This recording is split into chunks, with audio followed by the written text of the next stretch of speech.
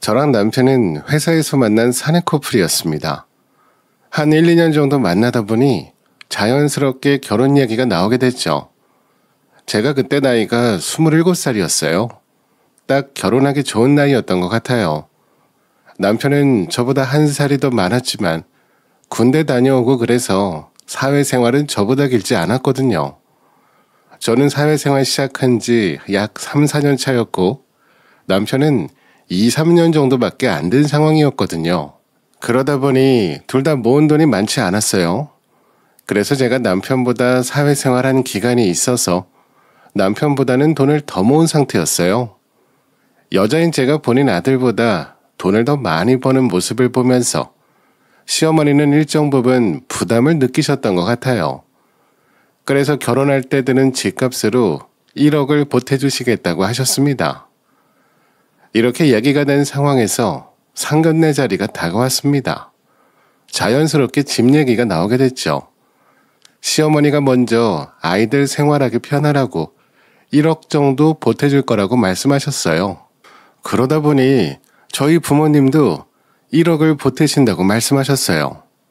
저희 생각에도 애들 둘 다 사회생활한 지 얼마 안 돼서 어떻게 집을 알아보나 걱정했는데 저희도 1억 정도 보태도록 하겠습니다. 이왕 결혼 생활하는 거 큰 집은 아니더라도 적당히 공간이 있어야 나중에 아이도 낳고 키우니까요. 저희 부모님이 1억을 보탠다고 말씀하시니 시어머니 얼굴이 활짝 피는 걸 봤어요. 그때 저희의 부담이 줄어들어서 좋아하시는 거라고 생각했거든요. 그런데 그게 아니라 본인이 빠져나갈 구실이 생겨서 그랬던 것 같았습니다. 저희 부모님은 바로 저희한테 1억을 보내주셨어요. 사실 두 분 다 빠듯한 거 뻔히 알고 있는데 이렇게 도와주셔서 너무 감사했어요. 근데 시어머니는 저희가 계약한다고 몇 차례나 말씀드렸는데 여러 핑계를 대며 계속 차일 비일 미루셨어요. 이렇게 엎어진 계약이 한두 개가 아니었어요. 정말로 주실 거라고 하시더니 막상 그 당일이 되면 오늘은 안 된다고 하셨거든요. 그렇게 짜증이 나는 찰나에 저희를 따로 부르셨습니다. 내가 지금 1억을 주긴 좀 어려운데 다음에 5천만 원 더 줄 테니 이번에는 5천만 원만 주는 건 어떨까? 우선 너희들 대출 받아서 하고 내가 돈이 생기면 그때 주는 건 어떠니? 나도 너희한테 주고 싶은데 지금 갖고 있는 돈이 없다. 당장 돈이 없으시다고 하니 저희도 어쩔 수 없었죠. 맡겨놓은 돈도 아니고 달라면서 보탤 수도 없잖아요. 저는 정해진 날짜에 당연히 보내주실 거라고 생각해서 집을 먼저 알아본 것이었는데 언제 또 미뤄질지 모르니 우선 시어머니께서 돈을 보내주시면 대출을 알아보자고 얘기를 했습니다. 그런데 약속한 5천만 원도 결국 보내주신다는 날에 입금해주지 않으셨어요. 그 뒤로 저희를 몇 번 더 부르셔서는 5천도 어렵다, 3천 해주시겠다 하더니 나중에는 1,000만 원으로 말씀하시더라고요. 저희 부모님은 돈이 남아 돌아서 저희한테 주는 것도 아닌데 먼저 말씀 꺼내신 분이 이렇게 나오니까 저도 화가 나더라고요. 그래서 남편한테 저희 친정 부모님 돈도 받지 않겠다고 얘기했어요. 그니까 시어머니가 돈이 없으신 것 같은데 그럼 공평하게 친정 부모님께도 받지 말고 우리 힘으로 알아보자. 조금 좁으면 어때?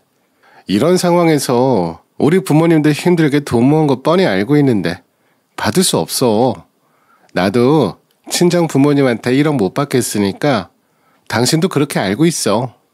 그리고 저는 부모님께 받은 1억을 보내면서 저희 힘으로 하겠다고 말씀드렸어요. 하지만 저희 부모님은 그래도 보태라고 하셨죠. 아무래도 1억이 있고 없고의 차이는 크잖아요. 조금 흔들리는 마음도 있었지만 시어머니가 상견례 때 활짝 웃었던 얼굴이 생각나면서 절대 안 받을 거라고 말씀드렸어요. 그랬더니 저희 부모님도 포기를 하시더라고요. 너무 힘들면 말하라고 했지만 결국 저희 힘으로 하기로 결심했습니다. 제 결혼 소식을 아는 동료 언니들이 어떻게 되고 있냐고 물어봤어요. 저희 부서에서 저만 결혼을 안 했었거든요. 그런데 이번에 결혼을 하게 됐다 말씀드리니 정말 내 일처럼 기뻐해 주신 분들이었어요. 그런데 집값 때문에 고민이 있다 보니 그런 말씀을 드리게 됐습니다. 얘기를 하면서 결국 우리 힘으로 집을 구하게 됐다고 걱정된다는 식의 푸념을 했습니다. 근데 다들 잘했다고 해주더라고요.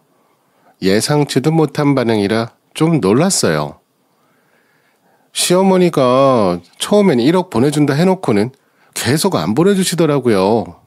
그리고 갑자기 돈 없다면서 5천만 원만 보내주겠다 하더니 그것도 안 된다고 하면서 나중에는 1,000만 원을 주겠다 했거든요. 그게 말이 돼요? 우리 부모님한테는 1억 받고 저는 시어머니가 너무 얌체 같아서 그냥 양가 어른들한테 지원 안 받기로 했어요. 근데 대출 받을 생각이 벌써 머리 아파요. 잘 나올 줄도 모르겠고. 아니야, 잘했어. 괜히 1억 도와준다고 해놓고 계속 생색내고 본인 집이라 생각하면 더 머리 아파. 안 받고 안 주는 게 제일 마음 편해. 차라리 너희 힘으로 하는 게 힘은 들어도 훨씬 좋아. 신혼부부는 혜택 주는 것도 많으니까 그런 거 잘 알아봐봐. 그래, 내 친구 중 한 명은 시어머니가 결혼할 때 돈 보태줬다고 본인 집처럼 오신대. 그래서 차라리 받은 돈 다시 드리고 싶다고 하더라. 숨 막힌다고 난리야. 걱정도 많았는데 다들 잘한 선택이라고 해주니 저도 힘이 나더라고요. 저도 곰곰이 생각할수록 이렇게 진행하는 게 맞겠다는 마음이 들었습니다. 그래서 집은 이렇게 하기로 하고 결혼을 진행했어요. 결국 저희는 20평도 안 되는 19평에서 신혼생활을 시작했어요. 남편이 모은 돈과 제가 모은 돈, 그리고 대출을 좀 받아서 얻었죠. 결혼식이 끝난 후 집들이를 한 번씩 했어요. 저희 친정 부모님은 뭐라도 도움이 될까 싶어서 이것저것 사오셨거든요. 그런데 시어머니는 들어오면서부터 한숨을 푹푹 내쉬면서 들어오셨습니다. 에휴, 이게 뭐야. 집이 너무 좁지 않니? 앉을 데도 없는데 무슨 집들이를 한다고 불렀어. 나는 이렇게 좁은 집에서 못 앉아 있겠다. 사돈은 돈도 있으면서 그냥 애들 주시지. 그걸 또 가져가셨네. 나는 이렇게 앉을 틈도 없는 집에는 못 있겠다. 그냥 밖에 나가서 먹자. 본인이 돈 안 주신 건 생각도 안 하고 저희 아버지가 1억 보태지 않은 건 아까우셨나 봐요. 계속 저희 집을 돌아다니면서 집이 좁다는 말씀만 하셨습니다. 그런데 사실 저랑 남편이랑 둘이 사는 거라서 조금 좁긴 해도 괜찮았거든요. 좀 더 돈을 모아서 옮기자라는 마음이었는데 시어머니가 이렇게 행동하시니 괜히 시어머니한테 악감정이 조금 싹트기 시작했습니다. 솔직히 시어머니가 주시겠다는 돈만 제대로 주셨으면 이렇게 좁은 집에서 신혼집 할 필요는 없었을 테니까요. 그런데 입 밖으로 꺼내지 못했죠.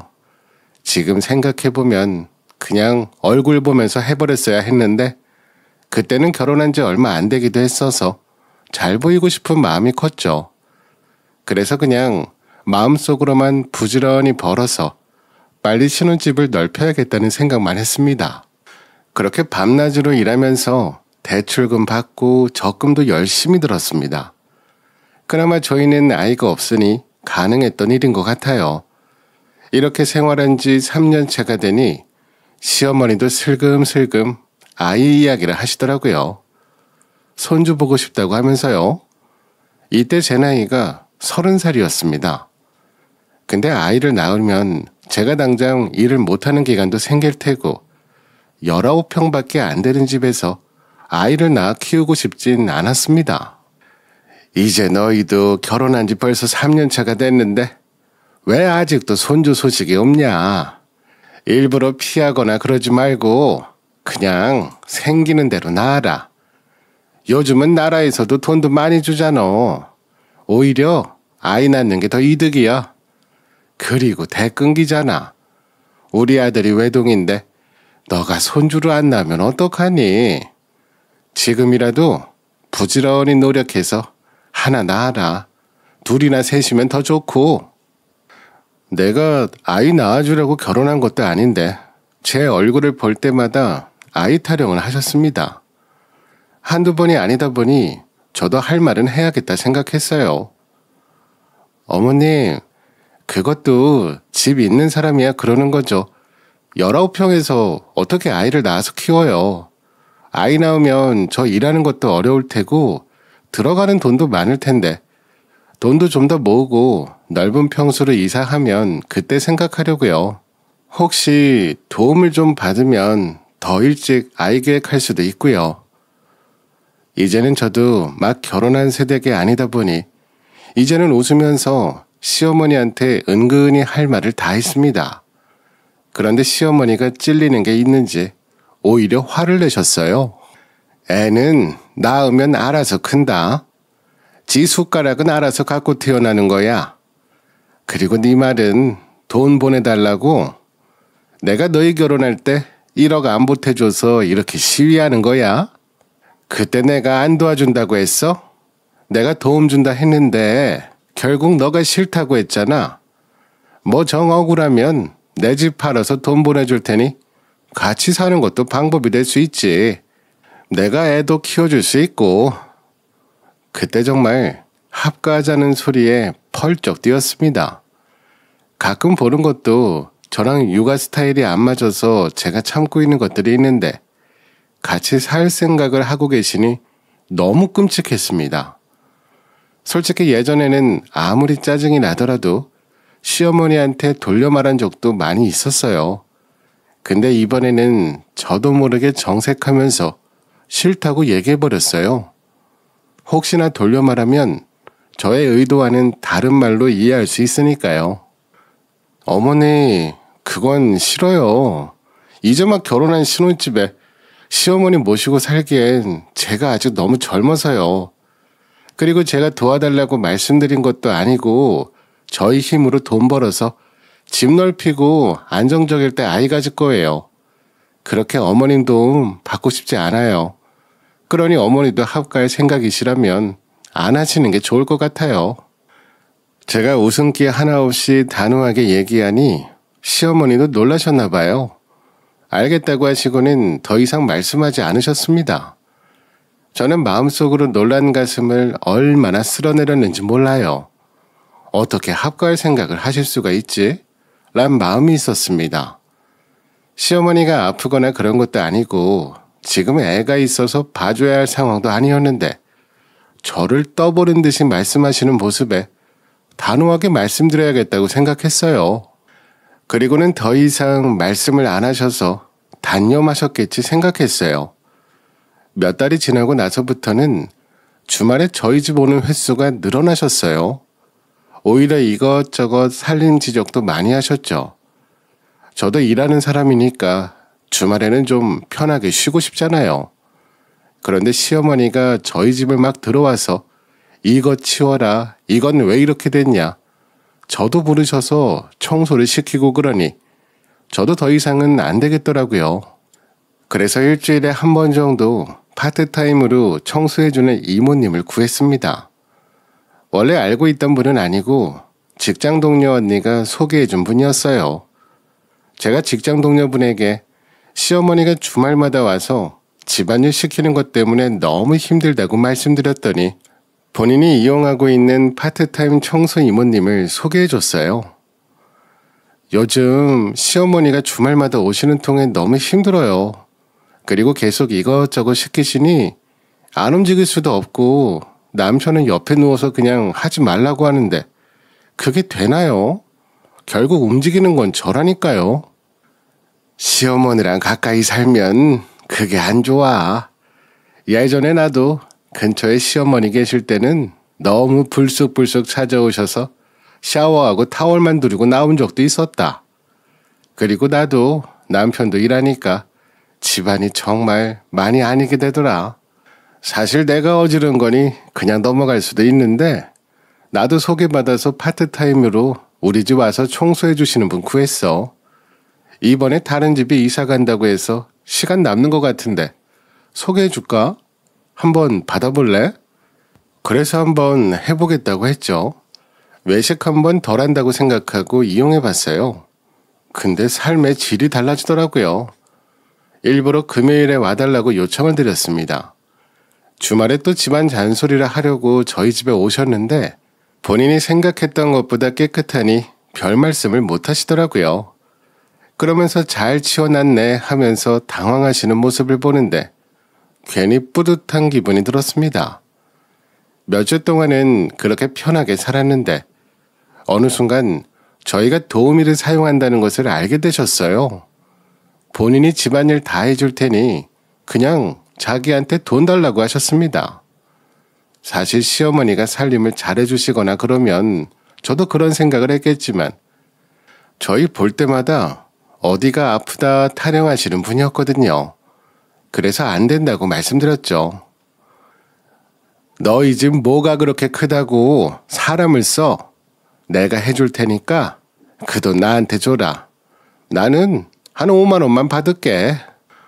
어머니 몸도 안 좋으시잖아요.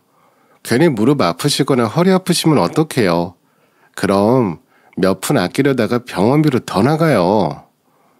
그런데 시어머니가 좀 생각을 해보더니 갑자기 또 살림을 합치자는 말씀을 시작하셨습니다.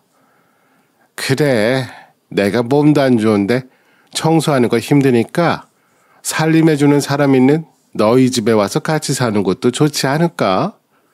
그리고 평소에는 내가 사부작 움직이면서 정리해줄게.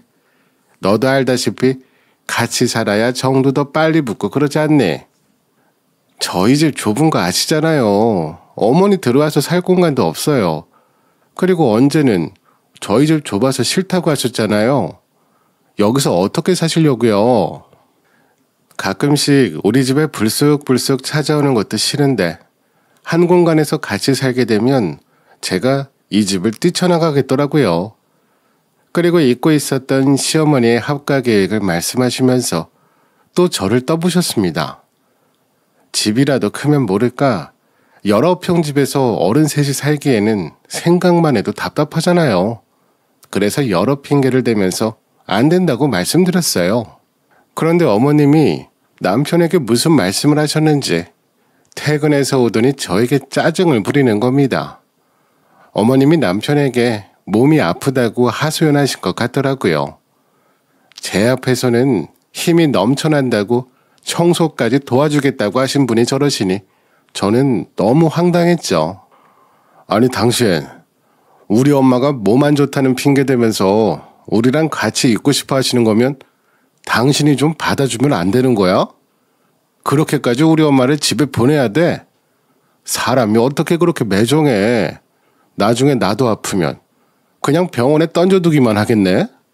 뭐라고? 지금 당신이 나한테 할 말이 있어? 당신이랑 결혼 초반에 내가 분명히 말했잖아.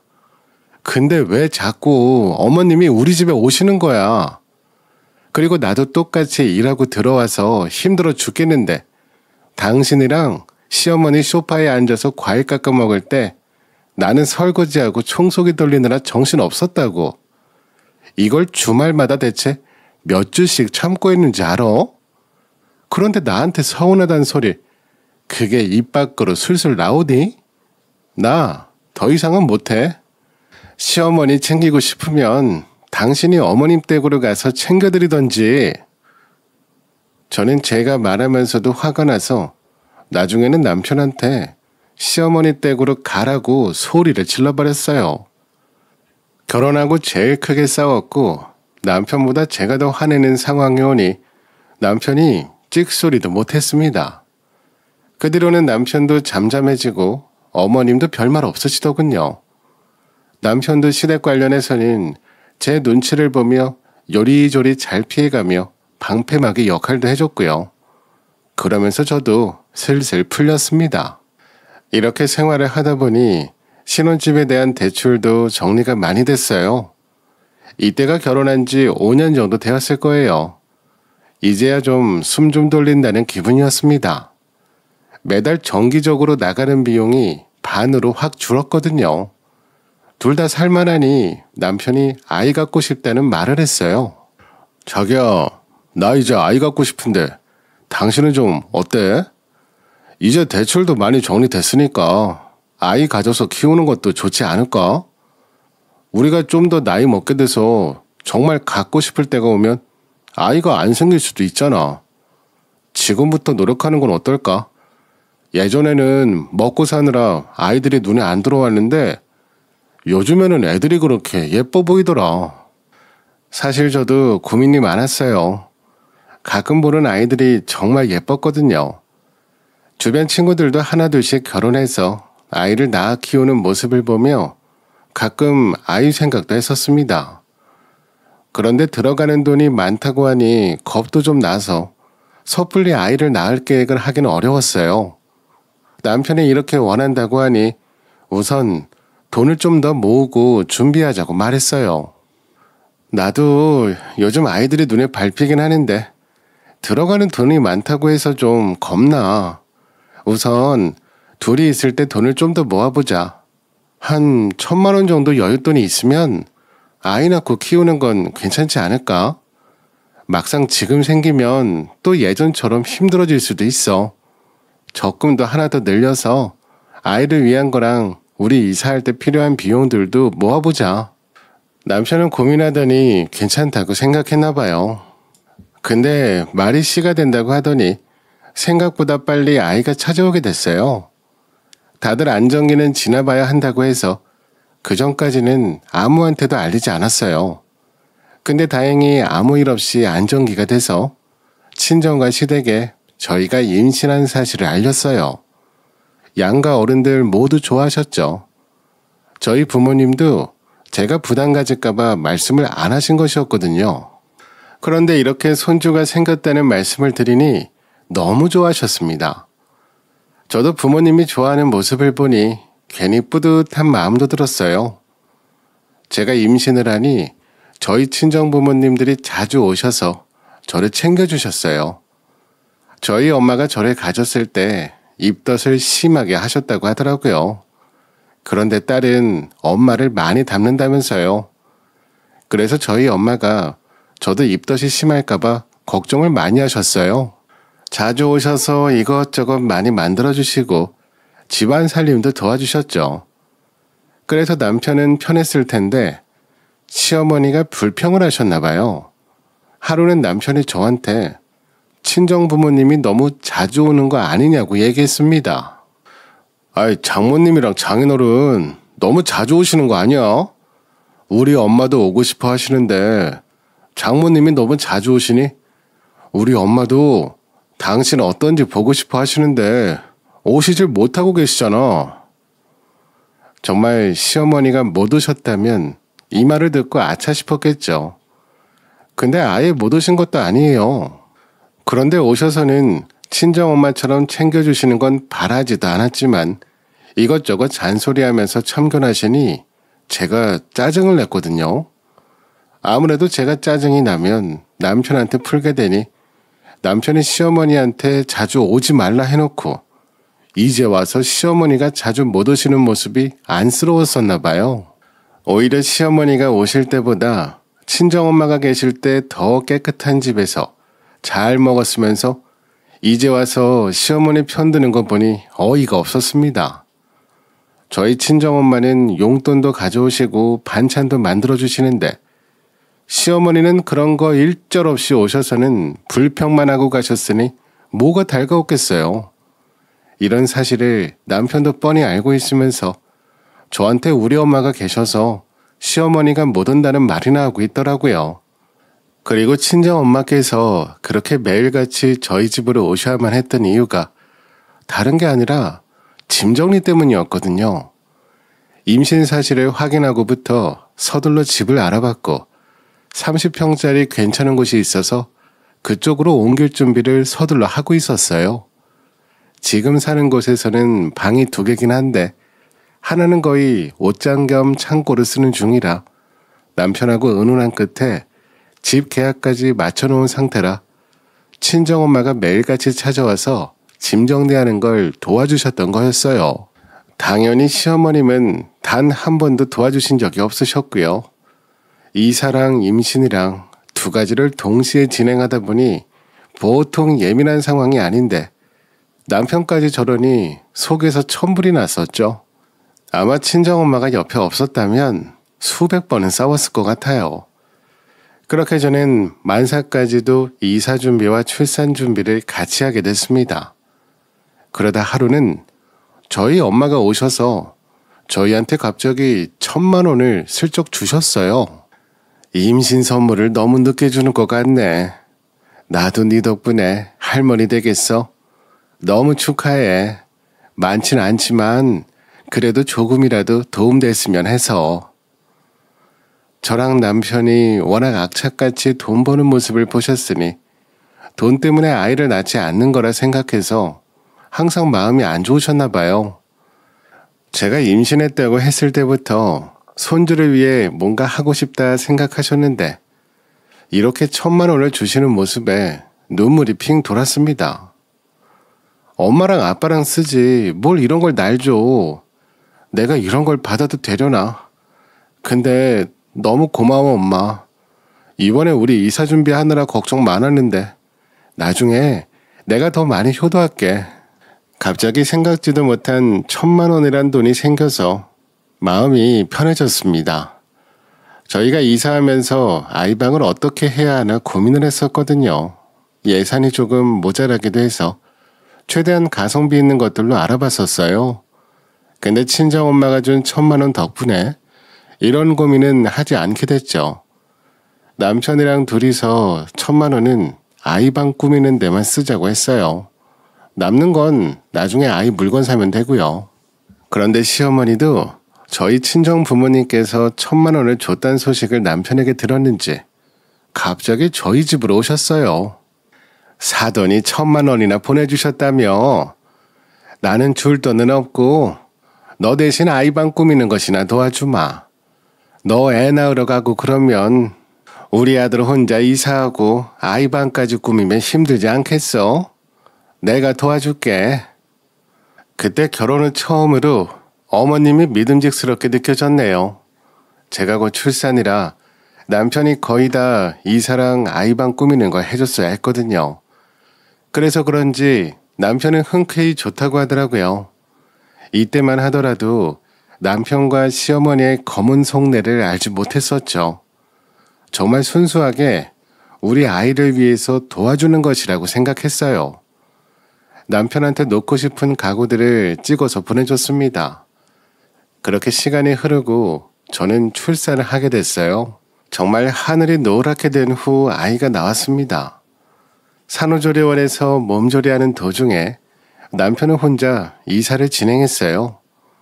혼자서 이사하는 거 힘들었을 텐데 고마운 마음이 너무 컸어요. 그리고 남편이 산후조리원으로 와서 이것저것 물어봤습니다. 혼자 이사 준비하느라 힘들었지? 집은 어때? 나도 빨리 가고 싶다. 아이 방은 어떻게 꾸몄어? 사진 찍은 거 있어? 나 좀 보여줘. 그리고 혹시 엄마가 주신 1,000만 원 그거 얼마나 남았어? 오늘은 이사하느라 정신 없어서 못 찍었어. 나중에 가면 찍어줄게. 생각보다 가구들이 좀 비싸더라고.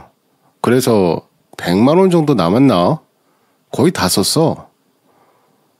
예상보다 많은 지출에 놀란 마음도 있었지만 전 솔직히 기대가 더 컸습니다. 하지만 저는 결국 아이방이 어떻게 됐는지 알 수가 없었어요. 그리고 사진 찍어오겠다는 남편도 계속 사정이 생겨서 사진을 찍을 수가 없었어요. 결국 저는 아이방을 확인하지 못한 채 산후조리원에서의 마지막 날을 보내게 됐어요. 다음날 아침 이것저것 챙기면서 나갈 준비를 했습니다. 그렇게 집에 들어가서 아이 방문을 열었는데 이게 웬걸? 아이 방은 무슨 시어머니 방으로 되어 있더라고요. 가구들도 최고급으로만 되어 있고 예전에 저희가 백화점에서 봤던 가구들 몇 개가 저희 집에 있는 모습에 경악을 했습니다. 그리고 옷장이 하나 있어 열어보니 시어머니 옷이랑 가방이 잔뜩 있었습니다.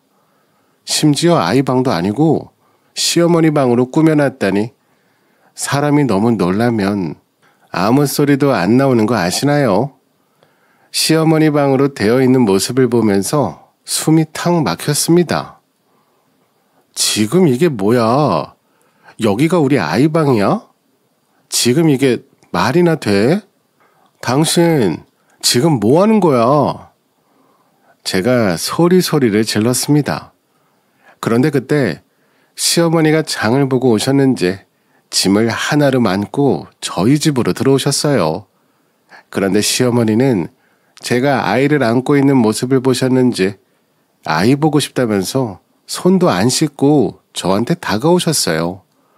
제가 이게 뭐 하는 짓이냐고 소리쳤습니다. 어머니, 이게 뭐예요? 그리고 아이 만지지 마세요. 지금 밖에 나갔다 오셨으면서 손도 안 씻으셨잖아요.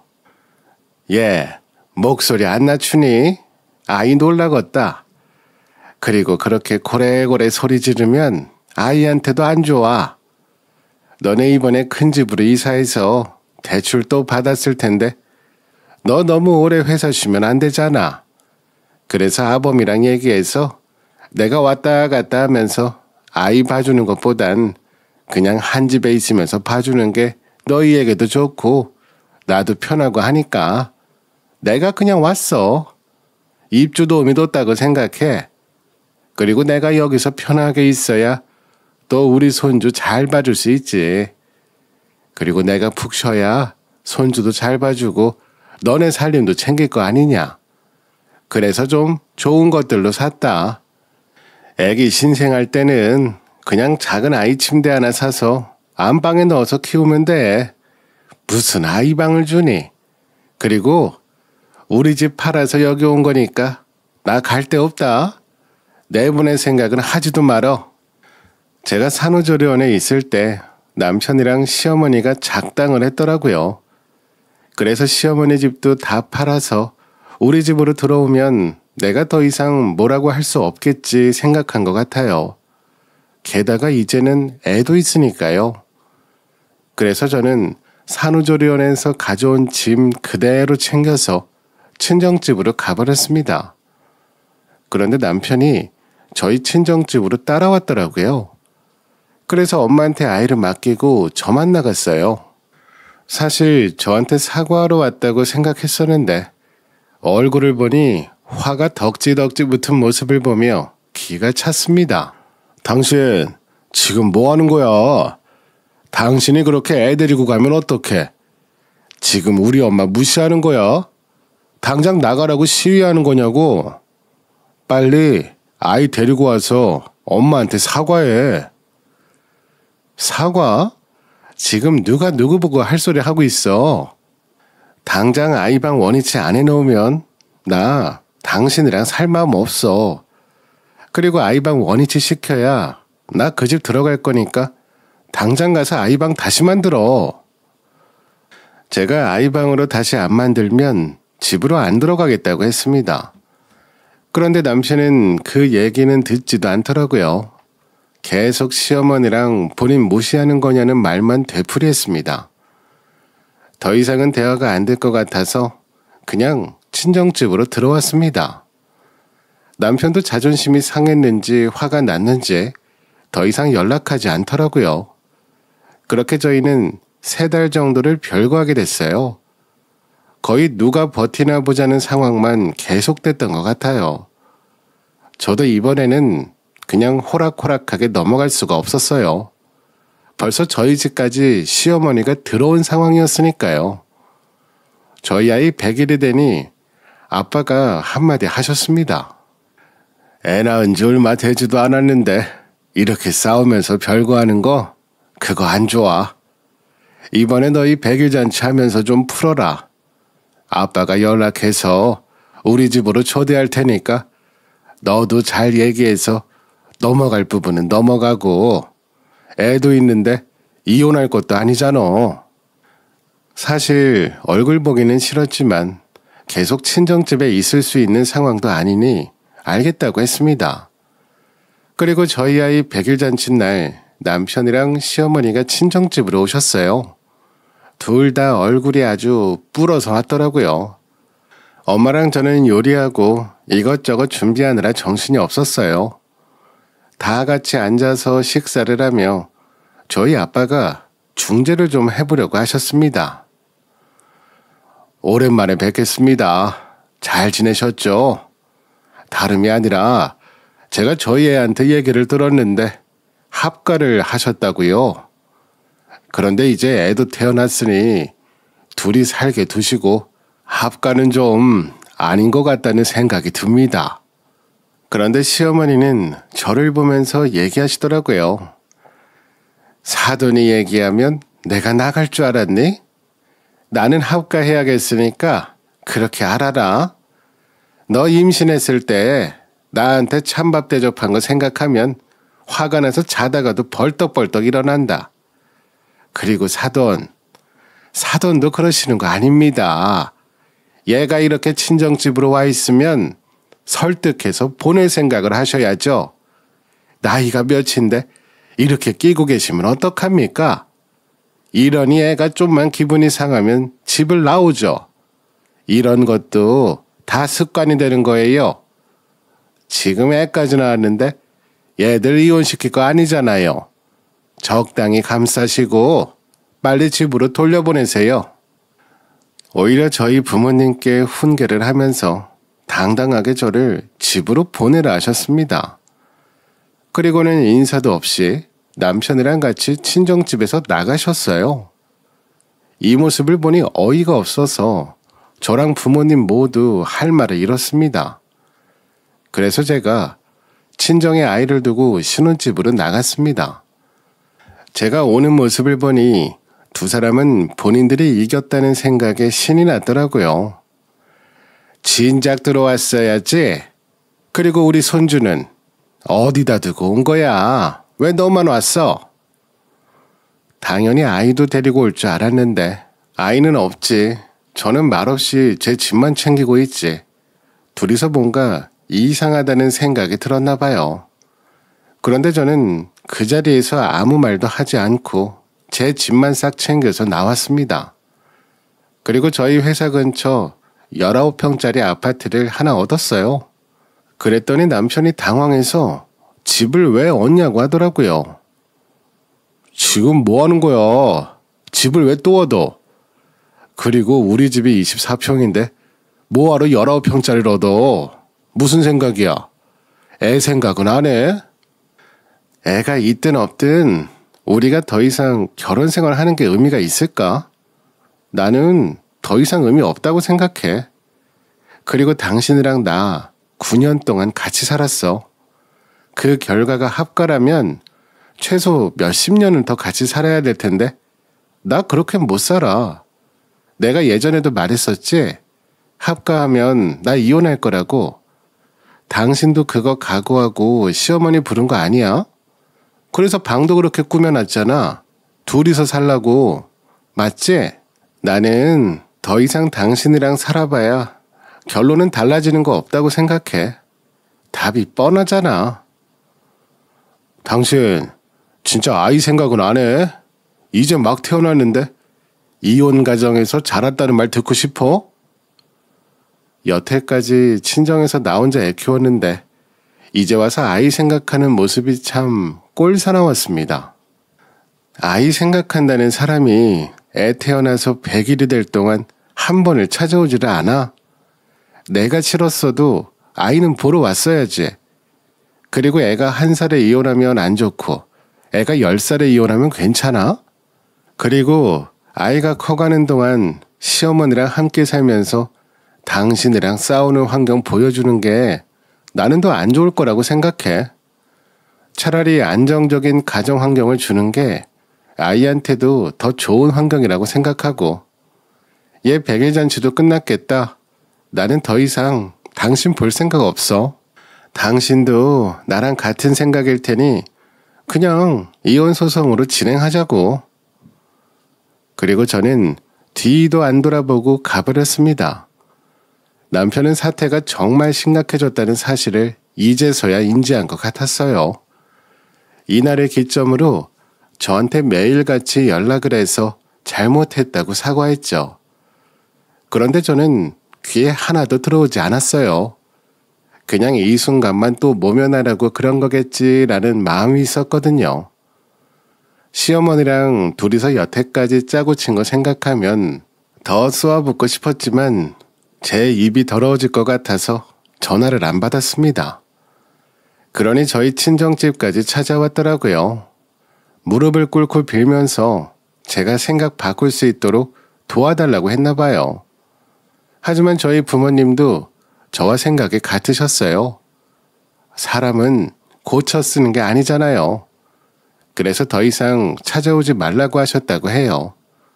남편은 이렇게 찾아와서 빌었지만 이 상황의 원흉인 시어머니는 꼼짝도 안 하시더라고요. 한편으로는 참 아들이 이혼남 만들고 대단하시다라는 생각이 들었습니다. 그런데 이런 시어머니를 움직이게 만든 건 다름 아닌 돈이더라고요. 이혼 소송을 진행했는데 남편이 저한테 1억 5천만 원의 재산 분할을 해주고 양육비를 주는 것으로 판결이 났습니다. 남편은 이러한 내용에 수긍했지만 시어머니는 이렇게 많은 돈을 주게 될 것이라고는 생각도 못했었나 봐요. 본인 아들 명의의 집이라고 제가 가져갈 것은 없다고 생각하셔서 고개가 뻣뻣하셨던 것 같아요. 하지만 그런 거 소용없이 저한테 1억이 넘는 돈을 보내줘야 하니 깜짝 놀라서 저한테 찾아왔습니다.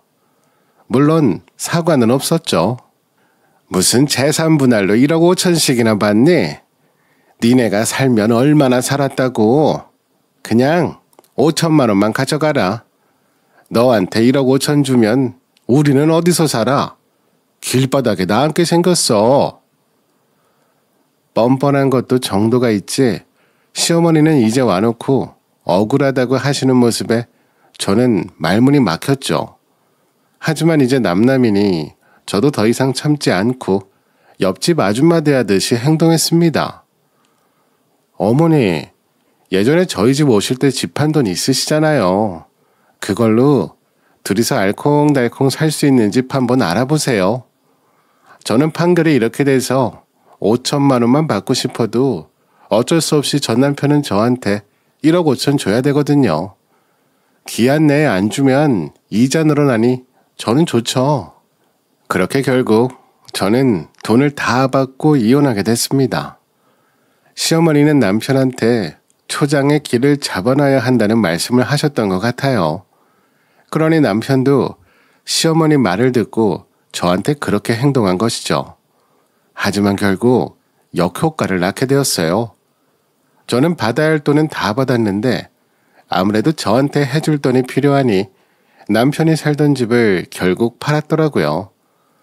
그리고 시어머니랑 대판 싸운 후 회사 기숙사로 이사를 했다고 해요. 시어머니는 저를 교육시켜서 본인 편하게 저를 부리려고 했지만 아들은 이혼남 만들고 본인이 살던 집도 없어지니 결국 낙동강 오리알이 되었습니다. 서로 불편하지 않게 거리만 두고 살았으면 이런 상황까지는 안 왔을 텐데 남편도 시어머니 뜻을 따라 행동한 게 문제였죠. 하지만 이제 와서 누굴 탓하겠어요? 가끔 아이 보면서 눈물이 날 때도 있지만 정말 남편이랑 살면서 불행한 모습 보여주는 것보다는 지금이 훨씬 행복한 것 같기도 해요. 엄마는 강하다고 하니 저도 잘 살아보겠습니다. 오늘도 저희 채널에 와주셔서 감사드립니다. 더 좋은 이야기로 찾아뵙겠습니다. 지금까지 작은별 라디오였습니다.